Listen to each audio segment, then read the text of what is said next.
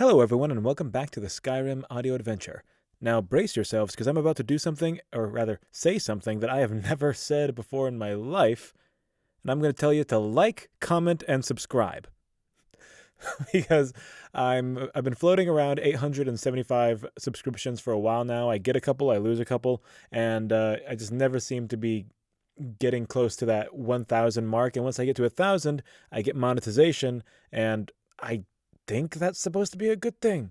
So I'm trying to get there, but I just haven't been moving recently, and I told my friend about it, and they were like, oh, just say like, comment, and subscribe. And I was like, nah, I don't want to do that because, I hear everyone say that, and it gets repetitive, so I don't want to say that. Like, if people like my stuff, they'll subscribe if they want to subscribe. I don't want to be the one to say, oh, come on, please subscribe.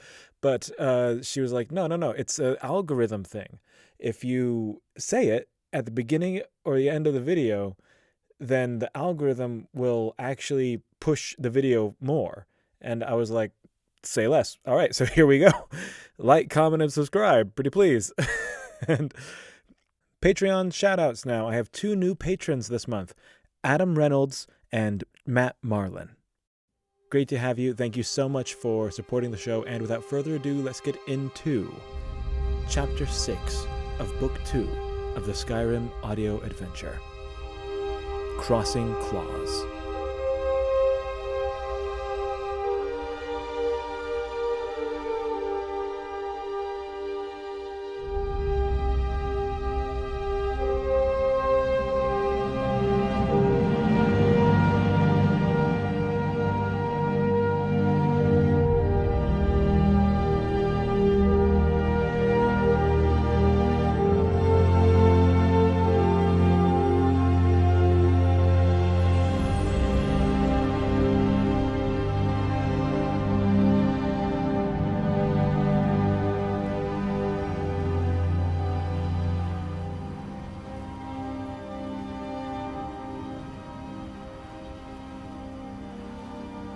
Borne on sturdy legs at a pace envied by the wind, Aela tore through the night.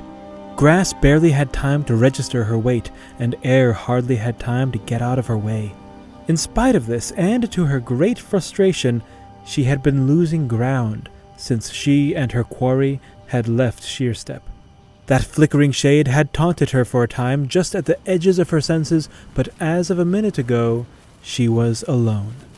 Luckily, or perhaps that wasn't the word, that thing had jammed its claws into her gut and raked them across Stranger's neck. If she couldn't follow its scent, then she could follow their own.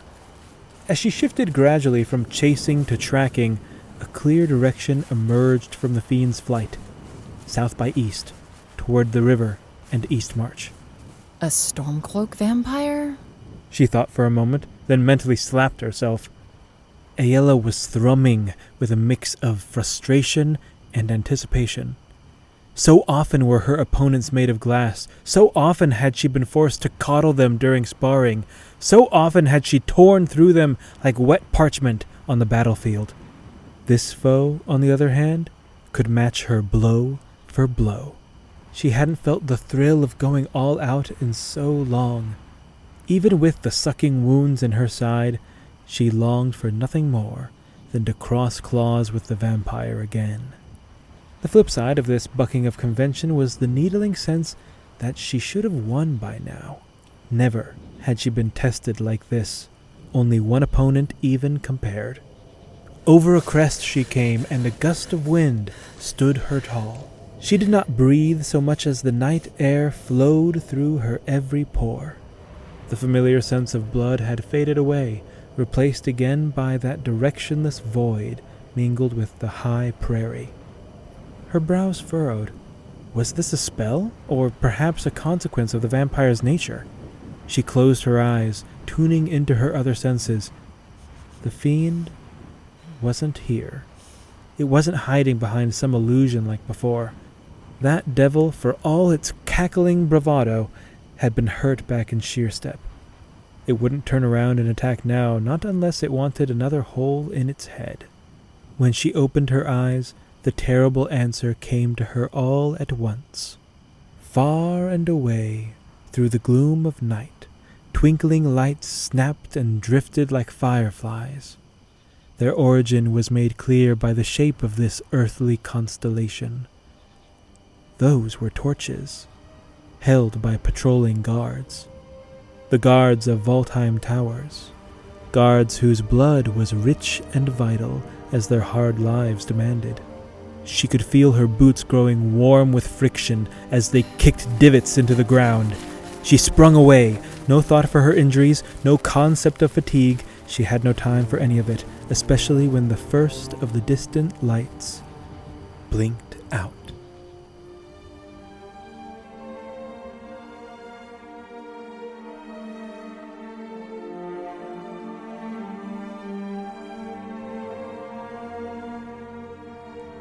The Valtheim Towers are a curious old place. They bracket the White River near Whiterun's border with Eastmarch. One tower sits in the south next to the road, another on the north shore, surrounded by tall trees, sheer cliffs, and unknown paths. They are joined by a narrow footbridge some 50 feet over the rushing river, barely wide enough for 2 men to stand at shoulder. Simply to walk across could be counted as a mark of bravery.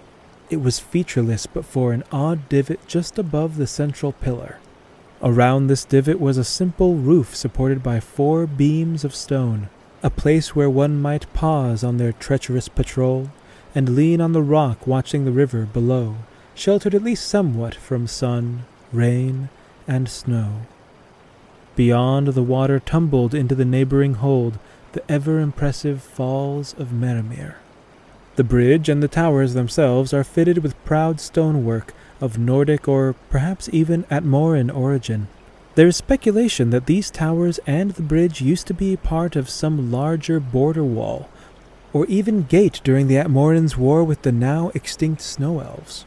However, now it was merely a landmark, a convenient place to post guards, and any gates or roadblocks established would have to be improvised by the occupants. Aela slowed as she wound through the trees to the north tower. The windows were dark, and there had been no movement on the bridge as she approached. She was too late. Anything that could go toe-to-toe with her would make quick work of a guard. Combine that with the dark of night and the fiend's ability to disappear, and her hopes were not high for the garrison. She stepped lightly, her senses peaked to any hint of life, or indeed, undeath. It would probably get the drop on her, but in one thing she was lucky. She had battled on this ancient ground before. Remembering the path described by Vilcus, she scaled the wall and dropped into the top of the tower.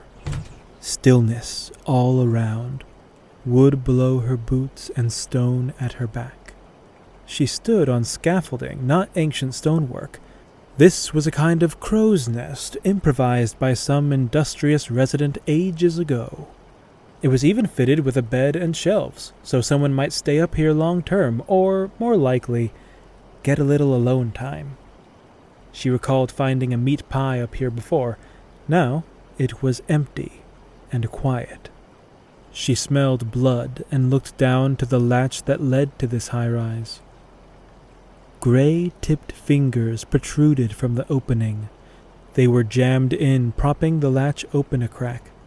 On a hunch, she bent low and took the fingers between her own. They were cold. She gently lifted the handle with one arm and the severed hand with the other. She was not surprised. She knew what to expect, gore and devastation, a pairing she was well accustomed to now. However, when she dropped into the bowels of the tower, she was not met by piles of sundered corpses. Instead, a far more chilling sight found her. The garrison. 4 gold-sashed guardsmen were scattered about the room, lit by the milky glow of the moon from a pair of windows.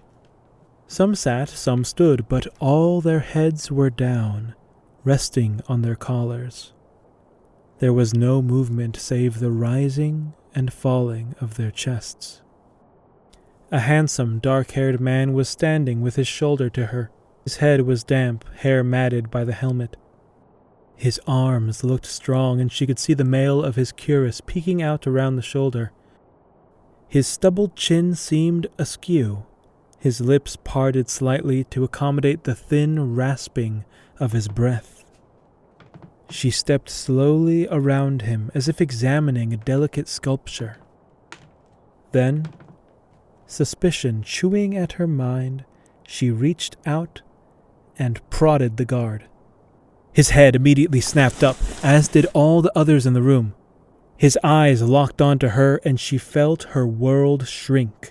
His eyes, all of their eyes, were white, and not just the pale, worn sclera of a blind man, but a bright, milky white, a white she remembered. As a lifetime of grief and bafflement found conclusion and coiled itself around the present moment, the man let out a guttural moan and lunged at her.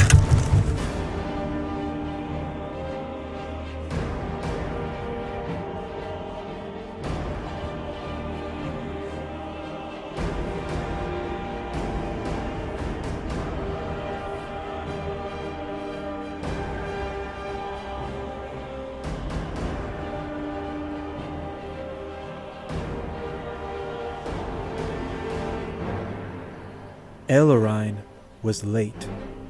Aelerine, member of the Inner Circle of the Companions, shield sister to Codlac Whitemane, brazened and bold slayer of Jumpwit's Jacks and Giants, was late. She should have arrived 2 evenings back, riding east from a simple job in Rorikstead. But no, night had fallen, morning had come, and over again. Aelerine, Aela's mother, was late. So, patience not being one of the young girl's strong suits, Aela stole the stallion Onyx from Whiterun stables and struck out on the west road. Later in life, Aela would remember this morning as gloomy and foreboding, but in reality it was downright mild. The only gloom came from the dew evaporating off blades of grass. The guards of the western watchtower stood at the sight of the wiry girl thundering up on the black steed, red hair floating in the wind. Guardsman!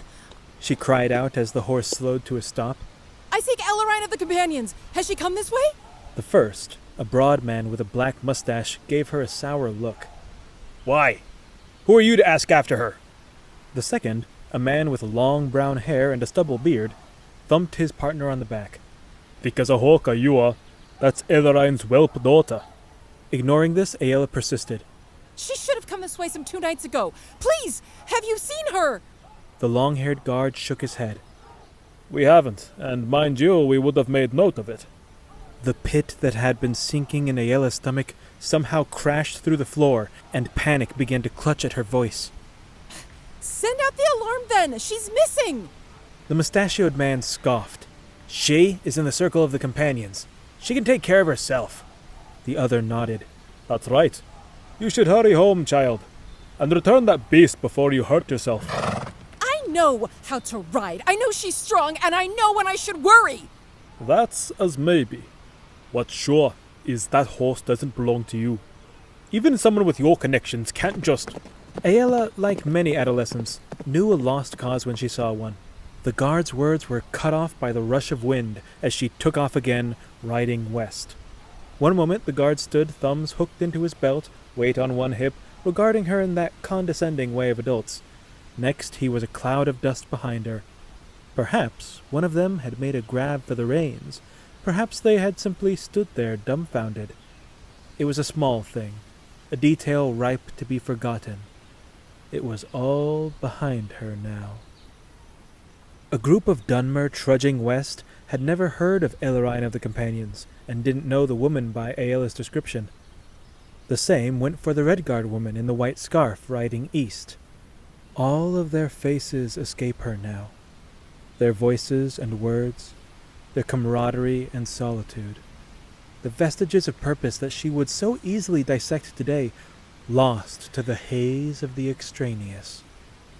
It's odd that the white scarf remains, like some window, an anchor to the moment. As she rode, she circled occasionally to scan the tundra. This was why she had chosen Onyx. The tall stallion gave her the best vantage point to peek over the land's many rolling folds. It didn't matter that she could barely get her toes in the stirrups. She was a natural enough rider to make good of it. Just past mid-morning, a sound tickled her ear and she bent low over her saddle. An arrow fired from some high bluff clattered off the paving to her right. Wasting no time, she spurred Onyx forward, dashing away at breakneck speed, her fear climbing with the sun. Ahead came a fork in the road. To the right were the northern parts of this wide hold. The left road hugged the Bleak Falls Mountains and continued on west to Rorikstead. With that fork came Fort Greymore, that key stronghold where the Whiterun Guard monitored all traffic and trade from the west. So central was it that occasionally merchants heading for the Jarl's city found themselves out of wares, having done all the business they needed at the fort. Apprehension gnawed at her. What to do?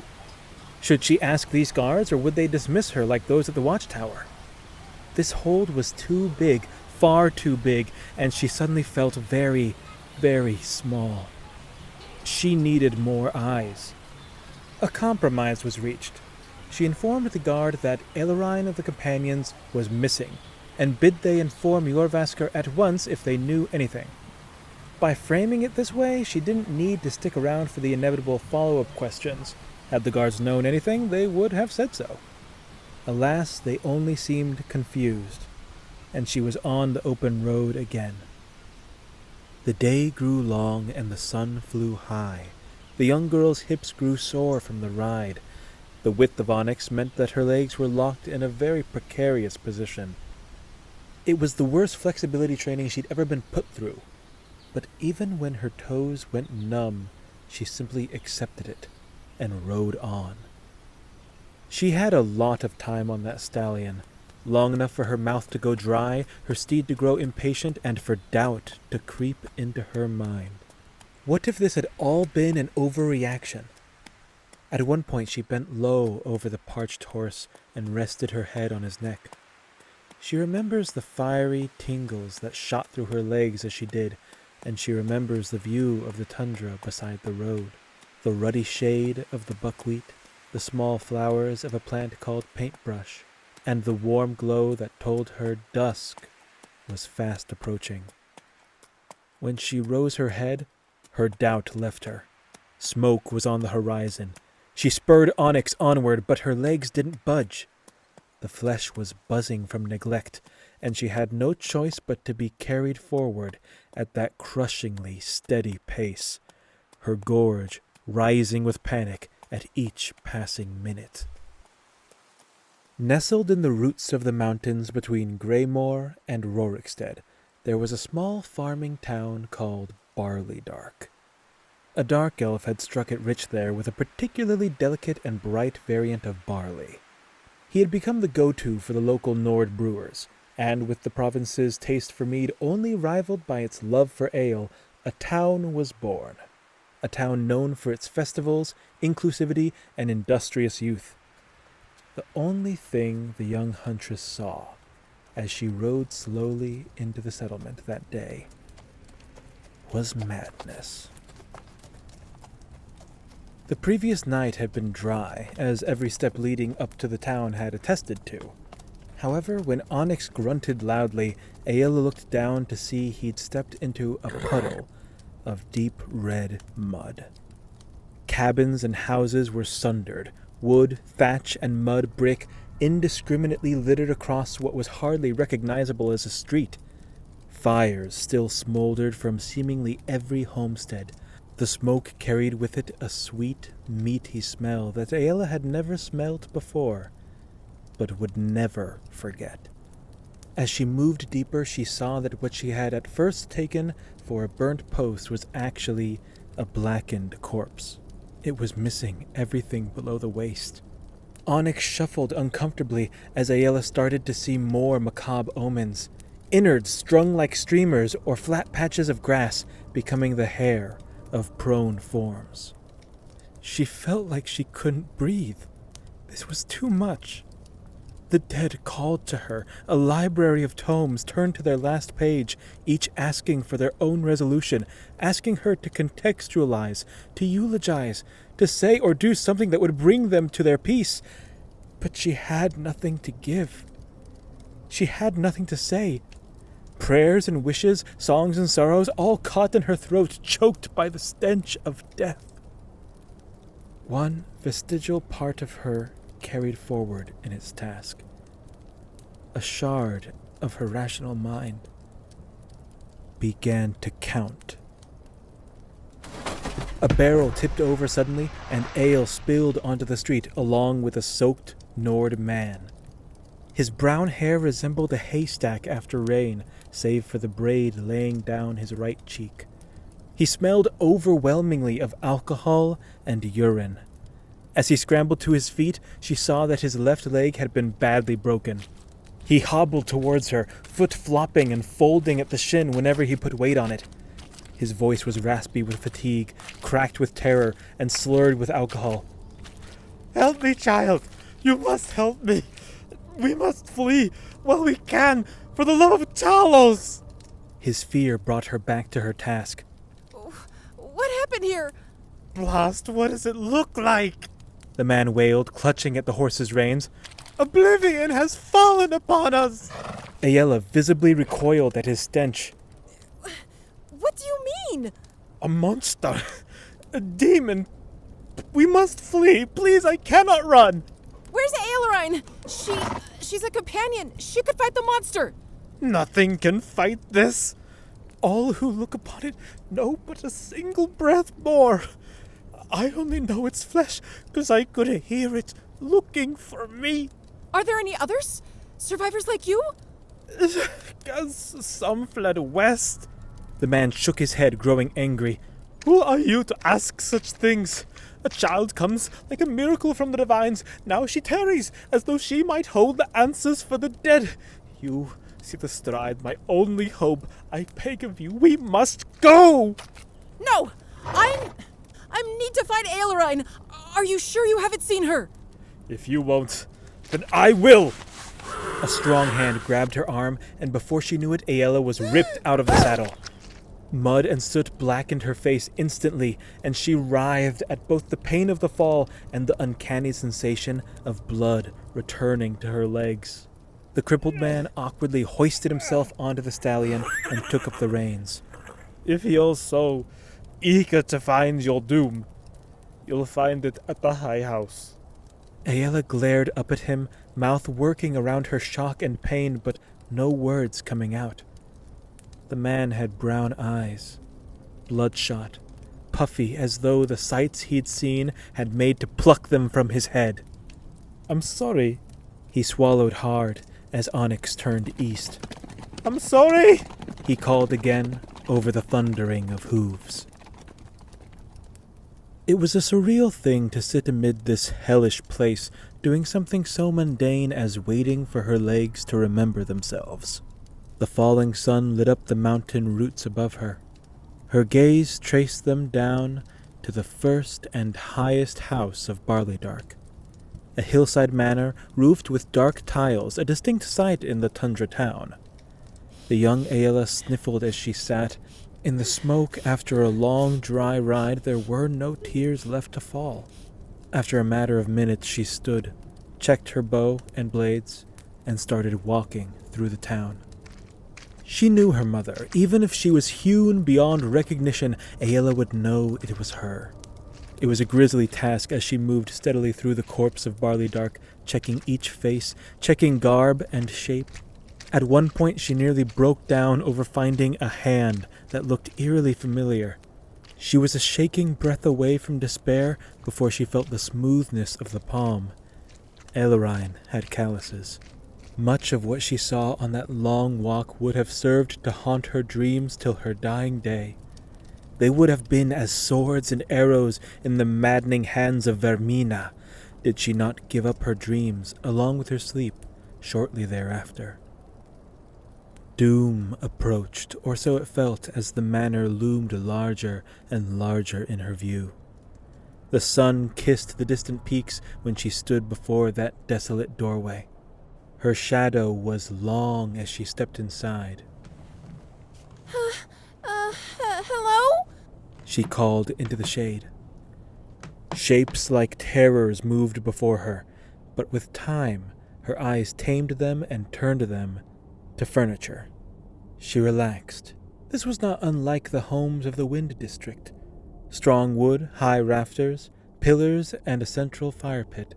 She could see a dining area, now strewn chaotically across one side of the room. By her feet lay a shredded tapestry. It was illegible save for a couple symbols she recognized as coming from Morrowind. Suddenly from the back of the room, under a flight of stairs, she heard something move, a light scraping sound against the wood. She turned, ready to unsheath her blade. Hello? A great tumble came next, and a figure spilled into view, crawling, ragged, dark hair matted. As it lurched, it seemed to leave a trail of dark slime on the wood behind it. The iron tinge in the air left little doubt to what the liquid was. Aela readied herself, widening her stance and bouncing on her toes. Then a voice came. By Hircine, is that you? Aela? Mom! The girl rushed forward. Aelerine was there, on hands and knees, covered in blood and looking as though she'd had a long talk with death. She clutched what appeared to be a curtain to herself in some last sense of modesty. As Aela came forward, her mother raised her hand. Don't, please. You're hurt! Aela, undeterred, made to kneel before her. Stay away! The girl was suddenly sent flailing back. Aelerine's extended arm shook as it was drawn back to clutch at her torn clothes. Sorry, my dear. Forgive me, but please, keep your distance. Why? What's happening? Aela stood, brushing off the impact easily. She nearly made to try again, but stopped herself and knelt where she was to look into her mother's eyes. Oh, okay. Okay, you're scaring me right now. That gaze flashed a red Aela had never seen directed at her. Then pick up your sword, girl! Have I taught you nothing? The girl flinched, and Aelerine covered her face, choking through her shame. Damn it. I'm sorry. I shouldn't shout. What did this? A man said something about a monster? The warrior slumped, letting the violence fall from her posture. Don't worry. She panted from some invisible effort. You're here now. And it's going to be okay. Mom? The monster. Where is it? The woman closed her eyes, biting back tears. Aela. The girl was already scanning her surroundings and peering behind furniture. Is it here? What does it look like? Aela. Please. You must listen. Only then did the girl freeze, as a horrible possibility dawned on her. She turned slowly to the haggard woman in the corner. Mother? I let my guard down. She said, voice husky with grief. Something got to me. I changed, but it wasn't me. I tried to resist it, but they were all so weak. All I could do was watch. Aela's stomach felt like it might tear its way down through the floor. You mean you? It was you? No. And yes. The girl's jaw set as resolve found her. She marched forward. Come on! I'm getting you out of here! It's too late, girl. Night is almost upon us. I can feel it rising. It's going to take me again. You must stop that from happening. How? Aela cried. Her resolve was short-lived, and desperation had crept back into her voice. Her mother's eyes dropped to the blade at Aela's hip. The suggestion hit Aela like a rampaging horker. No. I can't. You must. Mom, no. That no! For the first time, Aelerine reached out to her, gently brushing her fingers across her daughter's. I know, child. Shh. I am shamed. beyond time to ask this of you. Trust me, I didn't want to. I spent most of the day steeling my nerves, getting ready to do it myself. But I couldn't. I'm too weak, too scared. I would sooner ask Codelock or even Bracknell, but they aren't here. You are. Aela's eyes were on the ground, and Aelerine nodded solemnly. You would rather I try again, though you won't say it. It's too late. My will is slipping. Mom? Was all the girl could manage as her world collapsed around her. You can't kill me. I know. But it won't be me. It won't be my face. It's just a monster. And I'll be with you. I can help you. I can't stop it, but I can fight it. I can give you an opening. The guards were too slow to see it, but I believe in you. Aelerine reached down and pulled Aela's sword from its scabbard and gently coaxed her daughter's hands around the grip. I'm scared. The girl sobbed. Me too. Aelerine almost smiled at the bizarre relief such honesty brought.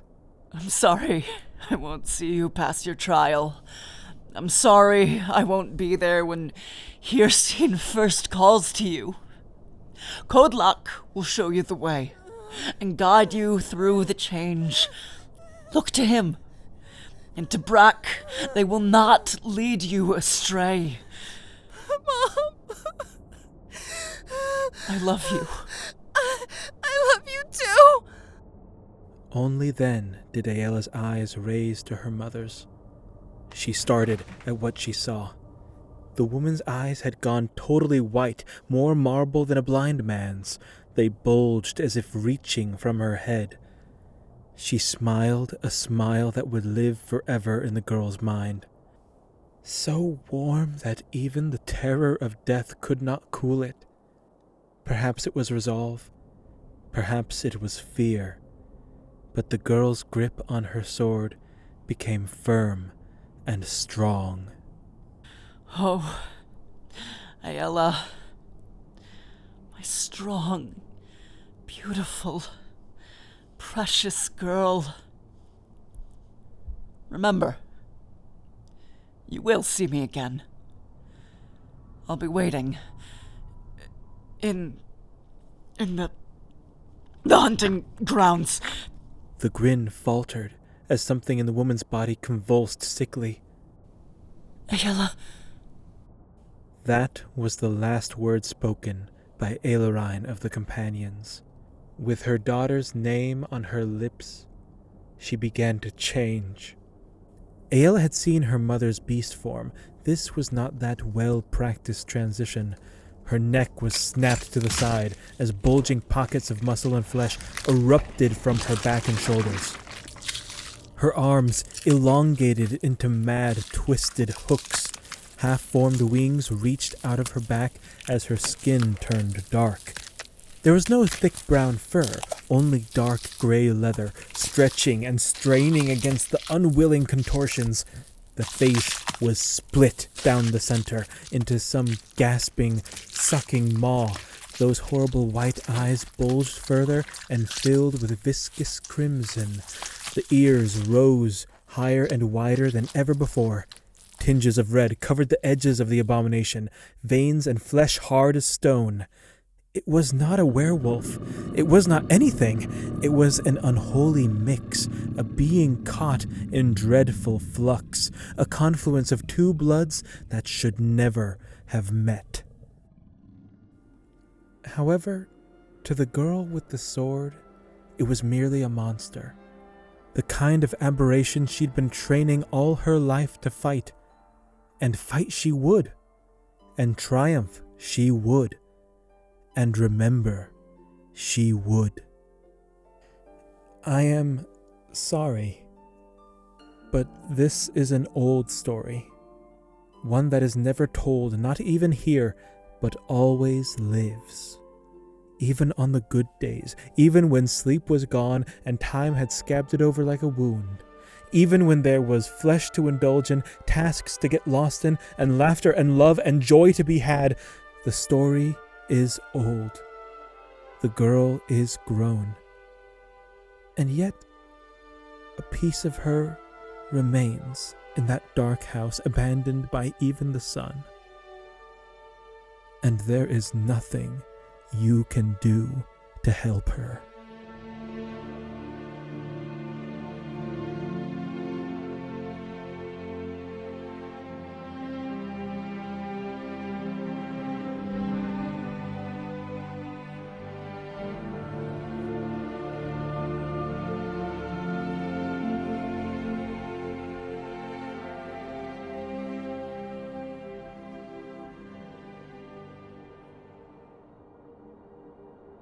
Aela the huntress felt her breath catch as the white orbs floated eerily before her.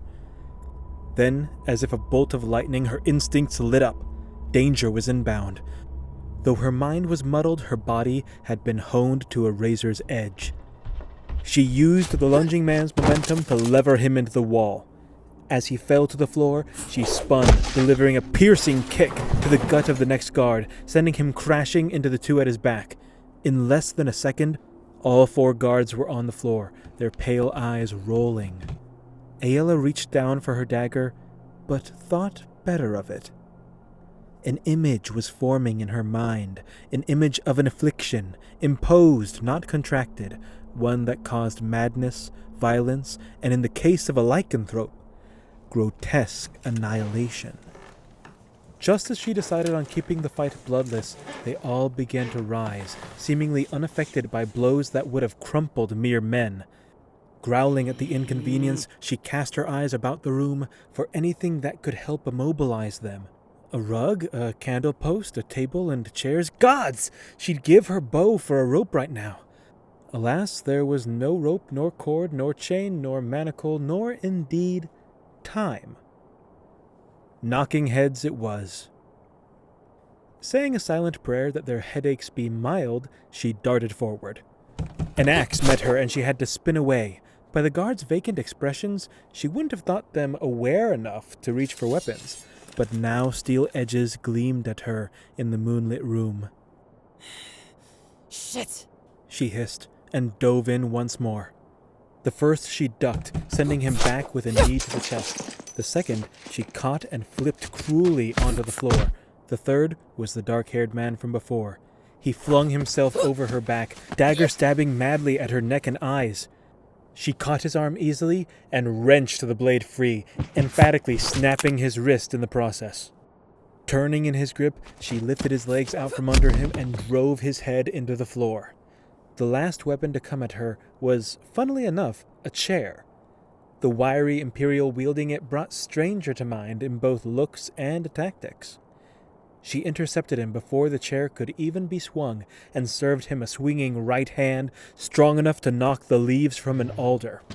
She felt the jaw cave and watched as the guard spun a full backflip before landing on his face. Worry gripped her. That had been too hard. She bent over him in concern, but suddenly the dark-haired man was barreling into her like a bull. Muscle memory took over. She pivoted and tripped him, sending him careening away. She readied her stance, already picking the strike she'd use to put him down for good. Only he was nowhere to be seen. All she saw was the open window and moonlit landscape beyond. Her stomach sank as she heard a distant crunch, a clang, and a splash. She ran to the window. It was nearly 3 stories to the thin bridge, and nearly 3 more to the rushing water below. She couldn't see the guard. Only the distinct ripple remained to tell where he'd fallen. Oh! No! She muttered, words failing her. It was then that she noticed the night was dappled with pale stars, not twinkling in the sky, but gleaming at her from the bridge and the windows and walls of the opposite tower. More guards, more afflicted. She wasn't here for this. The more she engaged with these innocents, the more at risk they were. She rushed to the door. Just as she reached for it, she heard the rapid drum of footsteps coming from the other side. She made for the ladder back to the roof. Scrambling through the opening, she could hear the door slam open. With unnatural strength, she lifted the sparse furniture of the landing and piled it over the opening. Leaping onto the outer wall, she scoured her options below. Could she climb down to the bridge? Leap into a tree? Just then, the hair on the back of her neck stood up. Here she was, teetering before a deadly precipice, precisely where her enemy might want her. She drew her dagger and spun just as that silent phantom, who had no doubt been watching with interest, flew into her, snarling, plunging her off the edge. She fell. Her head was to the frothing water below. But she was not alone. She had jammed her blade into the fiend's back and held him close as they plummeted. She snarled back at it and even made to bite it. In what could only be panic, the creature turned smoky and she felt the dive slow. Claws dug at her, and she felt the same pull as before, as though her essence, her very vitality, was being drained. It brought her great pleasure to know she would leave a poor taste in this demon's mouth. She would leave more than that before the end. Next thing, she felt stones scrape under her boots, and she flung the vampire away. Blinking through the pain of her opponent's life-draining touch, she peered about to get her bearings. She was on the bridge, a little more than halfway to the next tower. Guards flanked her on either side, but it was clear most of them had made for the north tower. She readied her dagger, but her foes did not close on her. Slaughtering guards, How unbecoming of a hero. She looked up to see the vampire, floating, smug visage now intact, eyes glowing dimly against the backlight of twin moons. But who am I to judge? I helped myself to a little meal before you arrived. What did you do to them?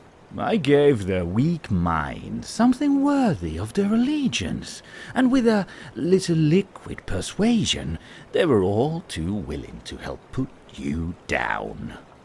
Still, there are far fewer than 100 here, so I will be returning to Sheerstep once we are done, to make good on our promise. You strike me as someone who likes the sound of your own voice. So talk. Where's the girl?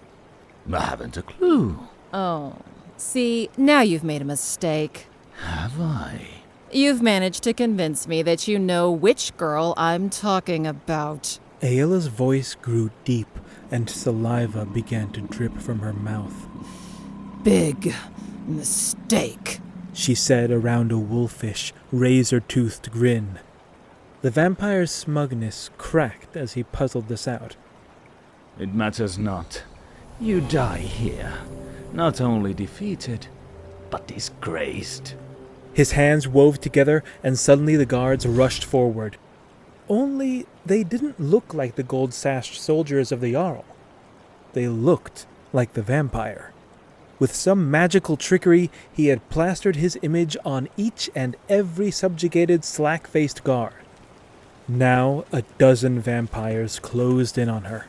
Gritting her teeth, she engaged them, pushing and grabbing and striking at the illusions. Her heart trilled with anxiety. Hit hard, hit soft, dodge, parry, don't react. It didn't help that sometimes the illusions would split, and she'd be facing multiple attacks, not knowing which was the real blow. There were minor victories. Sometimes she got enough of a grip on someone to break an arm or a leg, but those weren't enough to stem the tide. For a solid minute she struggled, pushing steadily to the south tower. She needed to get off the bridge. She sent a couple bodies falling into the river. She hoped they still knew how to swim. Claws raked her back, and she felt that pull of draining energy once more. Aela spun and stabbed, only for the illusion to drop and show her a slack-jawed woman, a blade stuck in her neck. She ducked into the south tower, steadily going feral from the frustration of the fight and the taste of splattered blood in her mouth. As she backed away from the advancing crowd, she saw the vampire twist his fingers in spellcraft again. The blood from the fallen guardswoman rose into the air and took the shape of a wicked spear. The huntress leapt back as it was swiped at her, and she hit something tall. Strong arms wrapped around and held her still for the next strike. She deadened the grip and twisted the tall man's arm behind his back, placing him between her and the spear. The point of the arcane weapon shot through the man's chest, barely missing her ear. Her mouth worked silently around her rage as he collapsed before her. You! She panted, unable to string words together. You. The vampire grinned as several other copies, all carrying spears of their own, filed into the tower behind him. They all spoke then, voices of men and women mingling with that of the fiend. You used him as a shield to protect yourself. We all saw it. Then, with a collective flourish, they all spun into action. She ducked, dodged, deflected, and was hit. Some of the blows didn't feel like spears, and sometimes when she moved to parry the strikes, her blade passed through with a smoky trail. The huntress spun madly, fear and anger rising, instinct calling for blood. Something sliced a deep cut across her belly, and she broke. Eyes flashing red, Aela grabbed the offending weapon and followed it to its user. She kicked them into a wall and spun into a backhanded stab, pinning them to the stone. The illusion flickered away, and she saw a blond man with white eyes bleeding helplessly into his gold sash. Wrong. Came the surrounding voices. Try again. She sloppily parried a strike and slashed the offender across the throat. Nope. She wrenched an arm so hard she felt it tear away from its moorings. You know, I think you're finally starting to enjoy this. She faced the room, drooling, bleeding, rabid, held at point by the hellish doppelgangers. A laughter began to fill the space. It was a high, shrill, mad thing. It echoed as in a dream, encompassing and overwhelming, cracking like a whip of torment.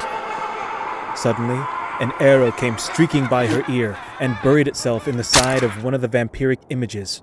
The laughter cut off, and the fiend looked down at the invading shaft, confused. It was at precisely that moment that all the host of fell conscripts flickered briefly into their original forms, all except the befuddled vampire with the arrow in its spleen. It looked up, and blood gems met drowned suns once more. The latter twitched with what could only be read as fear. She was on her enemy faster than even it could react. She pounced on it like a saber cat. They rose a hand to her throat, and she ripped its fingers off with her teeth. She saw smoke at the corners of her vision and knew the vampire was trying to wisp away. Shaping her hand into a spear, she drove it in alongside the arrow, gripping tightly onto one of her tormentor's ribs. The vampire grimaced and hissed at her. For all your smoke and tricks, you still have a body. She growled, low and cruel as she's ever been. Flesh. She slammed an elbow into his nose. Blood. And again. And my, so many bones to break! She twisted her hand, snapping his rib like a twig. The vampire's nose had broken in a way that almost resembled porcelain more than anything else, but the fear in his eyes was now unmistakable. Dark liquid ran freely from his nose and threatened to blind him. He reached for her throat, but she pivoted away, rolling him and trapping the arm behind his back.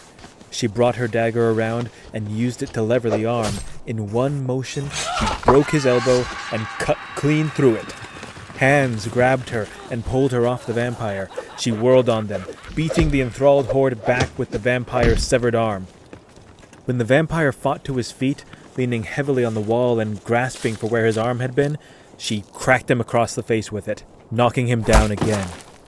More grabbing hands and swinging weapons, the scene never knew stillness. She was a whirling fury, tireless as the wind in the dark tower. With fist, blade, and borrowed appendage, she beat back the pale-eyed crowd. When she again saw the vampire, he had called over one of the ghouls and was drinking deeply from his throat. She kicked the man aside, but it was too late. The cracked shale of the vampire's nose was healed, and the fingers she had bitten off had grown back. She moved to slash and stab, but the vampire had already pulled the arrow and disappeared with a puff of smoke. Hey, up here! Came a call. A familiar yet impossible call. Aela couldn't help but turn and look with the rest of the crowd. Stranger stood by the stairs to the upper levels, drenched in sweat but gallant in his stance. His old, pitifully warped bow was held in his hand, arrow ready. Follow me, you nut jobs! He cried, crazed smile pulling at his scar-stiffened face. Sure enough, several of the guards turned and made for the stairs. Come on! The hunter jeered. It's all you're good for. He made eye contact with her then, and there was something homey in his brown orbs, like rich soil, fragrant bark, or dark ale. It went outside, he said, pointing. To the bridge! Kited by a host of 7 or so, the half-breed disappeared into the heights of the South Tower. With the vampire's friends now few in number, Aela stormed to the bridge and immediately had to duck away from the archway as a gout of flame poured in. She felt the hot air wick the sweat from her arms. Its magic was becoming more eclectic. It must be getting desperate. She rounded the corner into the night and was immediately blocked by a mustachioed guard. He blocked her advance with a shield and swung at her neck with an axe. She did a back handspring to get some distance, then darted in and stomped his knee so hard she might have sent the patella rocketing out the back. It was Aela the huntress at her finest, the height of grace and savagery, beautiful and terrible. The leg was completely snapped backwards, and the guard collapsed like a run-down tent. She drew her bow and nocked an arrow, but as soon as she came to the narrow bridge, she was faced with the same quandary as before. A crowd of vampiric doppelgangers squeezed curiously onto the precarious pathway. She paused for a brief moment before once again an arrow of benevolence sung into view. It darted from the battlements above and buried itself not in any of the copies, but into a blank space to her right. The plain air grunted, staggered, and phased back into the vampire, Stranger's black fletching protruding from its right shoulder. The glow in the fiend's eyes seemed to dim, and its sallow skin pulled and hung even more strangely. Aela was surprised the vampire wasn't sweating. Then again, she didn't know if vampires could sweat. Regardless, she'd dealt with mages before, and knew the signs of magicka depletion. To her, they were as blood to a shark. Aela shot her arrow into her enemy's neck, then moved to hold it by that anchor, like a stuck fish. The vampire dodged her grasping hand and dove out to the bridge, taking cover in its uncloaked, enthralled companions. Aela raged forward. A punch in the gut, a knee to the head, a whip of the bow, a cut of a tendon. With the ambiguity gone, she felt fully in control. Through the throng, she saw the vampire drawing blood from another victim. With that blood, he remade his missing arm. But it was glistening crimson, not yet of flesh. Before she could get to him, he'd made himself another lance, and threw it, not at her, but up to the tower at her back. She grabbed a guard by the jaw, slammed them into the ground, and turned to watch its flight. She didn't quite have a clear view thanks to the steep angle, but she saw a wiry silhouette fold with the impact, and heard a harsh yelp of pain. More silhouettes appeared over the edge, brandishing weapons, and soon all figures disappeared from view in a pile of shadows. She glared back at the vampire and nocked an arrow. He grinned, pulled the bolts from his neck and shoulder, and held his arms wide, beckoning. There was nothing between them now. She drew and shot. Her steelhead seemed to pass through him, and suddenly, with a flicker of smoke, he was there. She pulled back and blocked the incoming claws.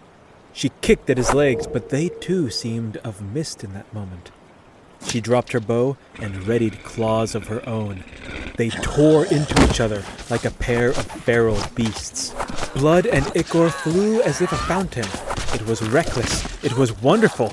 It was a mistake. For something happened then that Aela had never experienced before. She hit a wall. One moment she was at the height of her fury, the next she was acutely aware that she was losing this battle of attrition. For one, she was taking more hits than she was delivering. The vampire's ability to split its image made defense increasingly cumbersome, but abandoning defense for offense came with a price. She saw then that at the bidding of those evil claws, every drop of blood she shed was drifting into the vampire's dark form. She was strengthening it. For every glass-like break or crack she made in its visage, her own lifeblood was being called to mend it. Not once in all her years had she ever felt her body quit. But it was quitting now.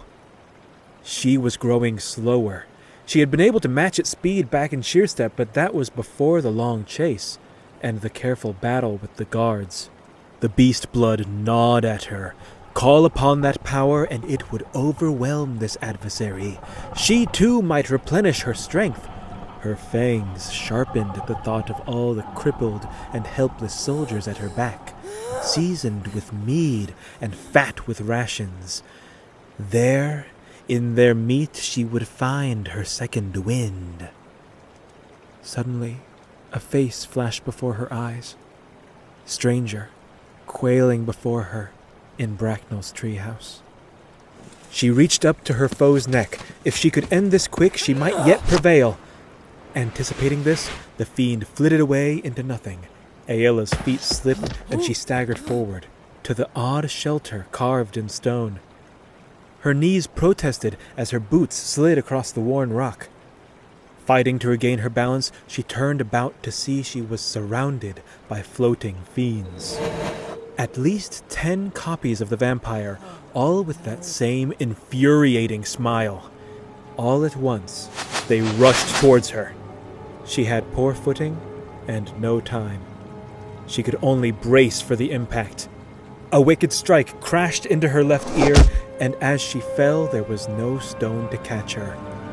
Night whirled around her. Stars, river, stars. Then, a colossal force slammed into the back of her head. Her limbs went cold, and all her world went black.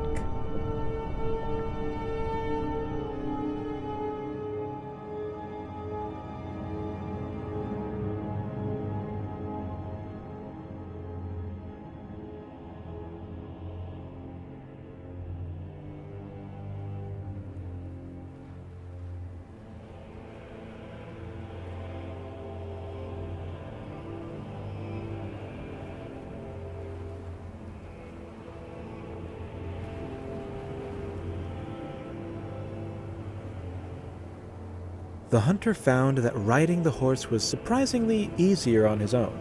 Being the only one on the beast allowed for much more adjustments. He was especially grateful that he didn't need to steer. Somehow, Pebble knew which way to go, and that haste was of the utmost priority. All that was left for him to do was make himself an easily borne burden, to gyrate with the wide beast so as not to impede her movements. Galloping, however, was still quite unnerving. In fact, had the circumstances been any but what they were, he suspected he might have pitched himself into a bush from the sheer anxiety. But alas, he endured. The many pits, stones, and thickets of the wild did not seem to agree with Pebble. She took the road. South they went, back across the river, and then east, toward the towers. She ran with such speed he would have pitied her mightily were she being driven. However, she was her own driver, and with her urgency, he sharpened his focus. They were on a mission. She was doing her part, and soon he would do his. When they came to the towers, the hunter saw immediately that affairs were amiss. There were grunts and cries, and yellow-sashed figures were lurching about oddly on the causeway. He recalled his own experience with vampiric mind molding and quickly formed a hypothesis as to what had transpired. He wound his way, careful yet unabated, through the lower parts of the south tower. The moon shone bright when he emerged onto a strange plankway leading to the next level. All the while, sounds of battle and anguish were ringing above him. When he came to the landing and saw Aela, panting, bleeding, cornered like an animal, he was relieved, for he also saw a way for him to help. It wasn't so much as he could see past the illusions, but that he knew when his eyes fell on something illusory. Given the simplistic nature of the vampire's gambit, it was easy to spot the one true form and send an arrow its way. After this, many of the enthralled guards turned to him, and he saw their eyes for the first time. Had that been what he had looked like to hurt? No, something felt different about this. Ghostly white orbs followed him as he moved across the landing. One guard even tried to grab him, but he ducked away with well-practiced ease. He ran for the upper level, fingertips tingling with nerves. He turned, jeering, egging the rabble on and feeling ridiculous as he did. But ridiculous was good. Ridiculous was distracting. The hunter saw the vampire limp out the door to the bridge while Aela was occupied, and called this out before continuing up. The tower wound skyward till at last he reached the high chamber. The whole thing reeked of the slow decay of time. Half the roof was missing, and glowing shafts of moonlight deepened the shadows where men sat and talked but hours before. The spiraling stone steps were replaced by pragmatic wooden flights, up to a high balcony, a crow's nest of sorts. As he entered this place, he took up a cast-iron pot to his left. Turning, he used it to deflect the heavy swing of a mace. The sound made his ears ring, but his hands acted fast. Placing the pot on the guard's head, he fleeced the man's pockets and kicked him down the stairs. As the guard rattled away, causing a cacophonous chain reaction as he did, the hunter sorted through what he had grabbed. No potions, what looked like a small medicine pouch, no time to use that now, a letter from, it was too dark to read, a cloth full of honey candies. He popped one, and 4 gold pieces, which he pocketed. Nice haul. He should have gone for the mace. He leapt up the stairs and looked out at the bridge. Many vampires were facing off with Aela. It must take some focus to maintain that, for they were all false. He scanned back and forth before his finger flared on a space just to Aela's right. He drew and shot. Again his arrow found its mark, and Aela took heed. This was going well, but he had company. The guards had once again caught up with him. One of these same guards that now harried him had, some time before, had the foresight to put a small table up here, presumably to rest tools, weapons, and drinks while on watch.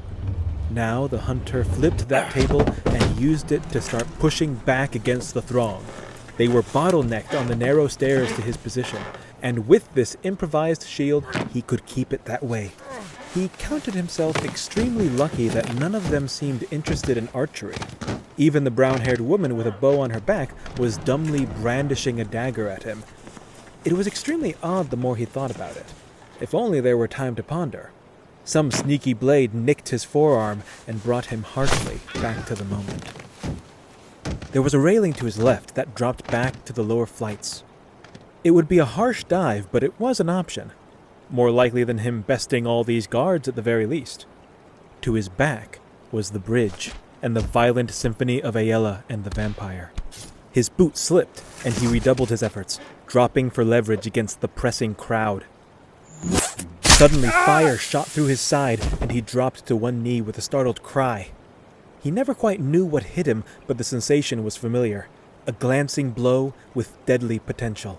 Had it not been for his chainmail shirt, there'd have been a new hole in him. But even counting himself lucky, a rib was definitely broken. The effect was immediate. His limbs quaked, and the table tipped over. He was beneath it, axe strikes drumming on the top, hands reaching down to snatch at his ankles. He kicked desperately at the grabbing ghouls and managed to gather himself. With the quiet strength of a life lived climbing mountains, the hunter lifted the table along with anyone on top and drove it back toward the stairs. Someone trod on his foot, and he was waylaid by the strength of many. Unwilling to fall backwards, he turned and the table was sent spilling over the railing, along with all its rivals. The archer was the first one he saw. He held her knife away from him with his free hand and struck her head repeatedly with his bow. As their arms wrestled over the knife, he came very close to being castrated once or twice. Eventually, he slammed the dagger into the stone wall to loosen it, and tripped the woman to the ground. He was still stomping her when the pikemen came. He swam the first thrust, and devised a plan for the second.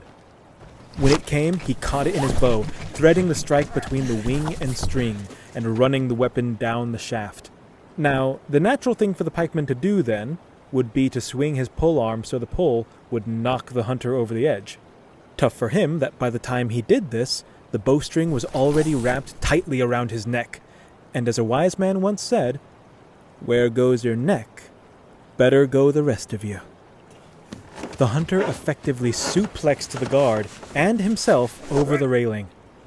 They flailed and fought in that brief flight, but there was no helping it. The pair landed hard on the stairs below, the hunter atop the guard, and the tower went silent. It hurt. Landing on the guard softened the blow, but it really did hurt. Everything hurt. He tried to stand and tumbled down the wooden steps to the stone landing. He was never doing that again. He felt his side. It was ever so tender. His mind was groggy with fatigue, his task momentarily forgotten in his pain. He stood as if in search, staggered over to a hollow window, and looked down on the bridge. Aela was falling. Tumbling head over heels, her crimson hair caught by the light of Masser and billowing as she crashed into the river below. He held his breath, ready for her to emerge, all brash, embarrassed, and vengeful. But seconds passed, and nothing came. The dimness left his senses, burned away by the light of purpose. He marched down the steps, leaving his bow, shedding his quiver, dropping his sword, yet drawing his dagger. He even kicked off his boots as he went. When he stepped out to the bridge, he was met by the many faces of the vampire. The nightmare grinned at him, high on cruel confidence. I suppose you think you're terribly The taunt was cut off as the hunter drove his blade into the vampire's heart. The fiend looked down at the dagger, aghast. It hadn't hardly been a strike. The hunter hadn't glared in rage nor paused in consternation. He had simply walked by, as if unseeing, posing no threat and giving no heed until he placed the blade between the vampire's ribs as casually as if he placed it on a shelf. By the time the vampire wrapped its mind around what had happened, the hunter was already leaping off the bridge. He had no time for the monster's tricks or even to hear its high shrieking wail as it clutched at the gushing wound. His purpose lay beyond. His purpose lay below. He straightened his body and brought his limbs in tight before he hit the water. Icy cold rushed through him, robbing his breath and numbing his side. His bare feet hit the rocky bottom, and he easily sprung back up to the surface. Gasping in the night air, he called, "Aela!" Water sprayed from his lips and ran freely from his nose. He got no response. He wondered if he could even hear anything over the rushing water. He was having to work hard to stay afloat. His mail shirt, despite saving his life, was doing him no favors now. Then a thought came to him. Aela's heavy steel mantle. He took a deep breath and let himself sink to the grainy, pebbled riverbed. He opened his eyes. Nothing but murky black and oddly dancing beams of moonlight. He spread his arms and swam forward, feeling about as best as he could. She fell to the center. He should move left. A sandbank, would that have knocked her back to the right or even further left? He was picking up speed. He came up for air and nearly broke his nose on a boulder. The towers were far behind him now. How startlingly quick had that happened? Mist lay ahead, a wall of spray that marked the fast-approaching falls. Time ran short. Again he dropped into the depths. She was heavy, with armor, mantle, boots, leathers, and wiry on top of all that. Damn the current, she would sink. He felt his way down to the lowest furrow, and in that dark continued his efforts. Nothing.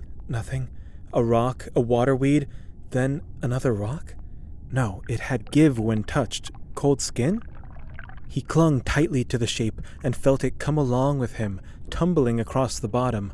Arms, hair, he held it to him. It was her. He'd found her. He pushed off the bottom, but there was no way he could get them both up. Feeling around her belt, he found her dagger and started cutting at the many straps hugging her body. Red floated in the moonbeams. She was either injured or he was doing a very sloppy job. But soon, off came her weapons, off came her mantle, belt, and even her boots.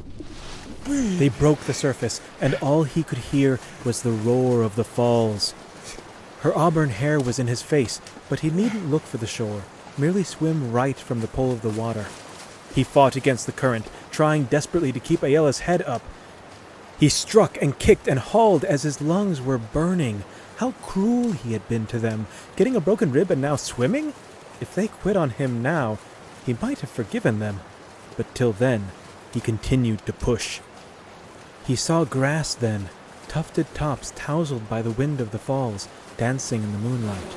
The shore was there. He was close. Suddenly the bottom fell out from under them, and they were both dunked. He held her tight, thinking this was it, till something hard slammed into his back, causing his rib to scream in protest. As he gasped around the pain, he realized they had stopped. He blinked and looked around. As it turns out, the falls were preceded by a short stretch of steepening rapids. They had just fallen down the first drop and were now pinned against a large boulder in an eddy, their midsections being massaged by the pressing flow. He looked to his left and saw Kinnereth's grace in the form of a large tree root, reaching out to him like an offered hand. Even with enough luck to make Lady Nocturna blush, it was a difficult task to haul the Wolf of Whiterun to shore. When he did, he thought he might not have the strength to walk for days. His exhaustion was made irrelevant immediately, for as he bent over Aela, panting ragged, squeaking breaths, he realized that the huntress was cold and still as the dead. "Aela?" he said, slapping her face. "Aela!" She wasn't breathing. There was no mistaking it. She lay there on a bed of birch leaves, marblescent as ever, yet only now did she seem a statue. Her face the gentle repose of an ornately carved sarcophagus. No, he breathed, trying to remember the lessons he'd been taught in his youth, the steady tutelage of the Argonians at the docks. "No, you do not get to do this." He placed his hands together on her chest and started pressing rhythmically.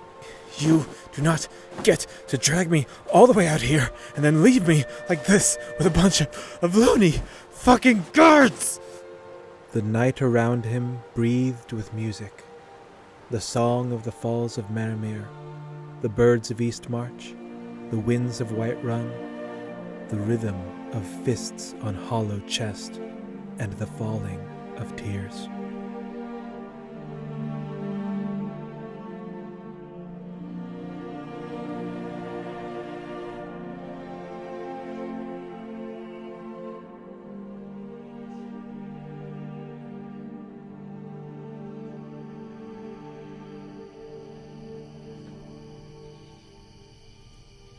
Aela opened her eyes. Huge sky, whispering grass, and a distant pale moon. She lay on her back in a lush meadow, Secunda floating above her, or at least it looked like Secunda. The larger, ruddy moon, Masser, was missing. She sat up and looked around. She wore a loose garb of brocade and felt the comforting pressure of a bow and quiver on her back. She was in a pristine valley, carpeted by grass and ringed by forested hills. The air was clear and rich with scents. It hummed with songs of birds and the trills of insects. The smell of adventure brought a grin to her lips. There was game in these woods, by Hircine, it had been some time since she'd had a good hunt. Untethered by gold or obligation, a pure hunt. A simple, playful, joyous hunt. She stood at the distant bugling of a stag, ready to run. Aela. Came a voice from behind her. She turned, and all at once the glistening evening around her vanished. The world was dark to its very corners. A campfire blazed before her and cast its light on a flickering figure on its other side. A woman with shoulder-length red hair, hazel eyes, and a square, Nordly jaw. She smiled. What was beyond all superlatives, a motherly smile. I told you we'd see each other again.